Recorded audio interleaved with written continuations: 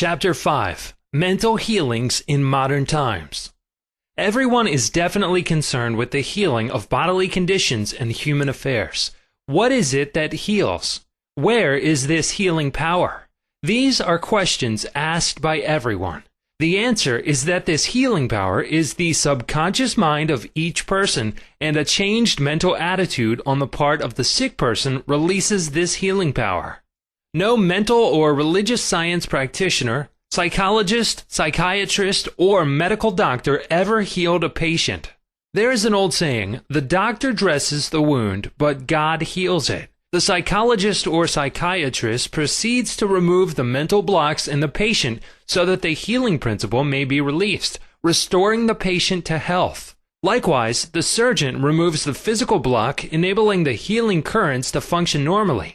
No physician, surgeon, or mental science practitioner claims he healed the patient. The one healing power is called by many names: nature, life, God, creative intelligence, and subconscious power. As previously outlined, there are many different methods used to remove the mental, emotional, and physical blocks which inhibit the flow of the healing life principle animating all of us. The healing principle resident in your subconscious mind can and will, if properly directed by you or some other person, heal your mind and body of all disease. This healing principle is operative in all men regardless of creed, color, or race. You do not have to belong to some particular church in order to use and participate in this healing process. Your subconscious will heal the burn or cut on your hand, even though you profess to be an atheist or agnostic. The modern mental therapeutic procedure is based on the truth that the infinite intelligence and power of your subconscious mind responds according to your faith. The mental science practitioner or minister follows the injunction of the Bible. For example, he goes into his closet and shuts the door, which means he stills his mind, relaxes, lets go, and thinks of the infinite healing presence within him. He closes the door of his mind to all outside distractions as well as appearances, and then he quietly and knowingly turns over his request or desire to his subconscious mind, realizing that the intelligence of his mind will answer him according to his specific needs. The most wonderful thing to know is this: imagine the end desired and feel its reality. Then the infinite life principle will respond to your conscious choice and your conscious request. This is the meaning of believe you have received and you shall receive. This is what the modern mental scientist does when he practices prayer therapy. One process of healing. There is only one universal healing principle operating through everything: the cat, the dog, the tree, the grass, the wind, the earth, for everything is alive. This life principle operates through the animal, vegetable, or mineral kingdoms as instinct and the law of growth. Man is consciously aware of this life principle, and he can consciously direct it to bless himself in countless ways. There are many different approaches, techniques, and methods in using the universal power, but there is only one process of healing, which is faith. For according to your faith is it done unto you. The law of belief. All religions of the world represent forms of belief, and these beliefs are explained in many ways. The law of life is belief. What do you believe about yourself, life, and the universe? It is done unto you as you believe. Belief is a thought in your mind, which causes the power of your subconscious to be distributed into all phases of your life according to your thinking habits. You must realize the Bible is not talking about your belief in some ritual, ceremony, form, institution, man, or formula. It is talking about belief itself. The belief of your mind is simply the thought of your mind. If thou canst believe, all things are possible to him that believeth. It is foolish to believe in something to hurt or harm you. Remember, it is not the thing believed in that hurts or harms you, but the belief or thought in your mind, which creates the result. All your experiences, all your actions, and all the events and circumstances of your life are but the reflections and reactions to your own thought.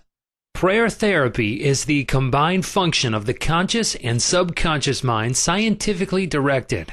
Prayer therapy is the synchronized, harmonious, and intelligent function of the conscious and subconscious levels of mind, specifically directed for a definite purpose. In scientific prayer or prayer therapy, you must know what you are doing and why you are doing it. You trust the law of healing. Prayer therapy is sometimes referred to as mental treatment, and another term is scientific prayer. In prayer therapy, you consciously choose a certain idea, mental picture, or plan which you desire to experience. You realize your capacity to convey this idea or mental image to your subconscious by feeling the reality of the state assumed. As you remain faithful in your mental attitude, your prayer will be answered. Prayer therapy is a definite mental action for a definite specific purpose. Let us suppose that you decide to heal a certain difficulty by prayer therapy. You are aware that your problem or sickness, whatever it may be, must be caused by negative thoughts charged with fear and lodged in your subconscious mind, and that if you can succeed in cleansing your mind of these thoughts, you will get a healing. You therefore turn to the healing power within your own subconscious mind and remind yourself of its infinite power and intelligence and its capacity to heal all conditions. As you dwell on these truths, your fear will begin to dissolve, and your recollection of these truths also corrects the erroneous beliefs. You give thanks for the healing that you know will come, and then you keep your mind off the difficulty until you feel guided, after an interval, to pray again. While you are praying, you absolutely refuse to give any power to the negative conditions or to admit for a second that the healing will not come. This attitude of mind brings about the harmonious union of the conscious and subconscious mind, which releases the healing power. Faith healing. What it means and how blind faith works. What is popularly termed faith healing is not the faith mentioned in the Bible, which means knowledge of the interaction of the conscious and subconscious mind. A faith healer is one who heals without any real scientific understanding of the powers and forces involved. He may claim that he has a special gift of healing, and the sick person's blind belief in him or his powers may bring results. The voodoo doctor in South Africa and other parts of the world may heal by incantations, or touching the so-called bones of saints, or anything else may heal a person, which causes the patients to honestly believe in the method or process. Any method which causes you to move from fear and worry to faith and expectancy will heal. There are many persons, each of whom claims that because his personal theory produces results, it is, therefore, the correct one. This, as already explained in this chapter, cannot be true. To illustrate how blind faith works, you will recall our discussion of the Swiss physician, Franz Anton Mesmer. In 1776, he claimed many cures when he stroked diseased bodies with artificial magnets. Later on, he threw away his magnets and evolved the theory of animal magnetism. This he held to be a fluid, which pervades the universe, but is most active in the human organism. He claimed that this magnetic fluid which was going forth from him to his patients healed them. People flocked to him, and many wonderful cures were effected. Mesmer moved to Paris, and while there, the government appointed a commission composed of physicians and members of the Academy of Science, of which Benjamin Franklin was a member, to investigate his cures. The report admitted the leading facts claimed by Mesmer, but held that there was no evidence to prove the correctness of his magnetic fluid theory, and said the effects were due to the imagination of the patients. Soon after this, Mesmer was driven into exile and died in 1815.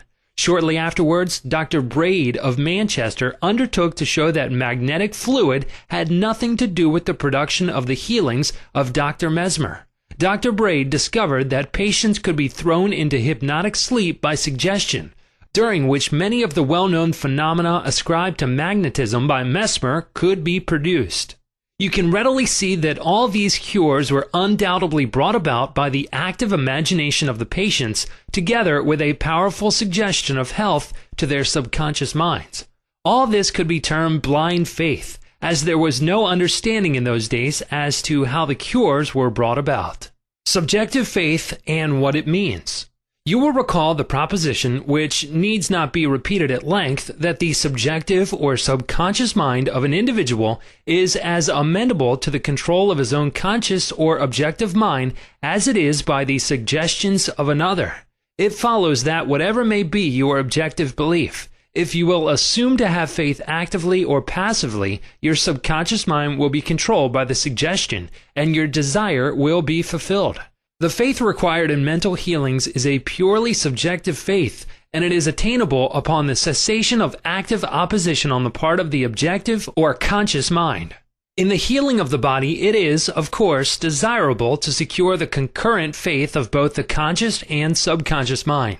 However, it is not always essential if you will enter into a state of passivity or receptivity by relaxing the mind and the body and getting into a sleepy state. In this drowsy state, your passivity becomes receptive to subjective impression. Recently, I was asked by a man, "How is it that I got a healing through a minister? I did not believe what he said when he told me that there is no such thing as disease and that matter does not exist." This man at first thought his intelligence was being insulted, and he protested against such a palpable absurdity. The explanation is simple. He was quieted by soothing words and told to get into a perfectly passive condition, to say nothing and think of nothing for the time being. His minister also became passive and affirmed quietly, peacefully, and constantly for about 1/2 hour that this man would have perfect health, peace, harmony, and wholeness. He felt immense relief and was restored to health. It is easy to see that his subjective faith had been made manifest by his passivity under treatment, and the suggestions of perfect healthfulness by the minister were conveyed to his subconscious mind. The two subjective minds were then in rapport. The minister was not handicapped by antagonistic autosuggestions of the patient arising from objective doubt of the power of the healer or the correctness of the theory. In this sleepy, drowsy state, the conscious mind resistance is reduced to a minimum, and results followed. The subconscious mind of the patient, being necessarily controlled by such suggestion, exercised its functions in accordance therewith, and a healing followed. The meaning of absent treatment. Suppose you learned that your mother was sick in New York City and you lived in Los Angeles. Your mother would not be physically present where you are, but you could pray for her. It is the Father within which doeth the work. The creative law of mind, subconscious mind, serves you and will do the work. Its response to you is automatic. Your treatment is for the purpose of inducing an inner realization of health and harmony in your mentality. This inner realization, acting through the subconscious mind, operates through your mother's subconscious mind as there is but one creative mind. Your thoughts of health, vitality, and perfection operate through the one universal subjective mind, and set a law in motion on the subjective side of life, which manifests through her body as a healing. In the mind principle, there is no time or space. It is the same mind that operates through your mother no matter where she may be. In reality, there is no absent treatment as opposed to present treatment, for the universal mind is omnipresent. You do not try to send out thoughts or hold a thought. Your treatment is a conscious movement of thought, and as you become conscious of the qualities of health, well-being, and relaxation, these qualities will be resurrected in the experience of your mother, and results will follow. The following is a perfect example of what is called absent treatment. Recently, a listener of our radio program in Los Angeles prayed as follows for her mother in New York, who had a coronary thrombosis. The healing presence is right where my mother is. Her bodily condition is but a reflection of her thought life, like shadows cast on the screen. I know that in order to change the images on the screen, I must change the projection reel. My mind is the projection reel, and now I project in my own mind the image of wholeness, harmony, and perfect health for my mother. This infinite healing presence which created my mother's body and all her organs is now saturating every atom of her being, and a river of peace flows through every cell of her body. The doctors are divinely guided and directed, and whoever touches my mother is guided to do the right thing. I know that disease has no ultimate reality. If it had, no one could be healed. I now align myself with the infinite principle of love and life, and I know and agree that harmony, health, and peace are now being expressed in my mother's body. She prayed in the above manner several times daily, and her mother had a most remarkable recovery after a few days, much to the amazement of her specialist. He complimented her on her great faith in the power of God. The conclusion arrived at in the daughter's mind set the creative law of mind in motion on the subjective side of life, which manifested itself through her mother's body as perfect health and harmony. What the daughter felt as true about her mother was simultaneously resurrected in the experience of her mother, releasing the kinetic action of the subconscious mind. A psychologist friend of mine told me that one of his lungs was infected. X-rays and analysis showed the presence of tuberculosis. At night, before going to sleep, he would quietly affirm, "Every cell, nerve, tissue, and muscle of my lungs are now being made whole, pure, and perfect. My whole body is being restored to health and harmony." These are not his exact words, but they represent the essence of what he affirmed. A complete healing followed in about a month's time. Subsequent X-rays showed a perfect healing. I wanted to know his method, so I asked him why he repeated the words prior to sleep. Here is his reply. The kinetic action of the subconscious mind continues throughout your sleep time period. Hence, give the subconscious mind something good to work on as you drop off into slumber. This was a very wise answer. In thinking of harmony and perfect health, he never mentioned his trouble by name. I strongly suggest that you cease talking about your ailments or giving them a name. The only sap from which they draw life is your attention and fear of them. Like the above-mentioned psychologist, become a mental surgeon. Then your troubles will be cut off like dead branches are pruned from a tree. If you are constantly naming your aches and symptoms, you inhibit the kinetic action, which means the release of the healing power and energy of your subconscious mind. Furthermore, by the law of your own mind, these imaginings tend to take shape as the thing I greatly feared. Fill your mind with the great truths of life and walk forward in the light of love.